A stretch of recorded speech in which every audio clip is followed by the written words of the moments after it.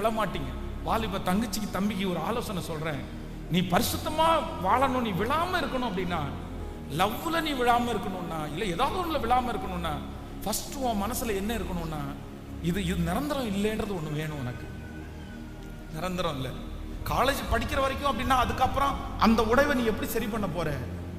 இந்த வேலையை விட்டு நான் போற வரைக்கும் அப்படின்னு சொன்னா, அதுக்கப்புறம் எப்படி நீ அதை சரி பண்ண போற?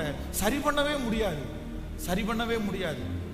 அதை சரி பண்ணணும்னா அப்புறம் அதே மாதிரி இன்னொன்னுல நீ போனாதான், இன்னொன்னுல விழுந்துதான் சரி பண்ண முடியும்.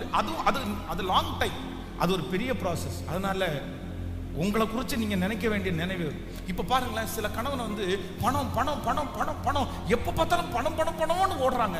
ஆனா ஃபேமிலி தெரியாது, பிள்ளைங்க தெரியாது. பிரதர், அது எந்த வித உங்களுக்கு தேவைக்காக நீங்க சம்பாதிக்கிறது தவறல்ல, பணம் இருந்தாதான் நீ வாழ முடியும். நீங்க ஆனா என்னன்னா, அதை ஒன்னே நீங்க நிரந்தரம்னு நினைச்சிட்டு போயிட்டு ஃபேமிலியை நீங்க இழந்துட்டீங்கன்னா, ஃபேமிலியை இழந்துட்டீங்கன்னா எதுவுமே நிரந்தரம் இல்லை. எது மேலையும் ரொம்ப டீப்பா நம்ம போகக்கூடாது. டீப்பா போகணும்னா ஒரே ஒருத்தர்கிட்ட மட்டும்தான், கத்தரை தவிர வேற யார்ட்டையுமே டீப்பா போகக்கூடாது. ஏன்னா இந்த உலகத்தில் இருக்கிற எல்லாமே என்னதான், டெம்பரவரி தான், எல்லாமே மாயதான்.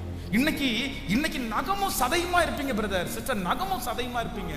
ஆனா இல்ல இல்ல இல்ல, கண்டிப்பா அவங்களுக்கும் உங்களுக்கு ஒரு நாள் கிளாஷ் ஆகும், அவங்களுக்கும் ஒரு நாள் பிரச்சனை ஆகும். நீங்க பிரிய வேண்டிய சூழ்நிலை, பிரியன்னா சண்டை போட்டு பிரிய மாட்டீங்க. ஆனா நான் என்ன பண்றேன்னா, ஏதாவது ஒரு விதத்துல உங்களை அவங்க மனசு கஷ்டப்படுத்திடுவாங்க, அவங்களை நீங்க கஷ்டப்படுத்திடுவீங்க. அந்த பாண்டேஜ் வந்து பழையது மாதிரி நீங்க பின்தொடர முடியாது. அது ஒரு கேப் வந்து தான் ஆகும்.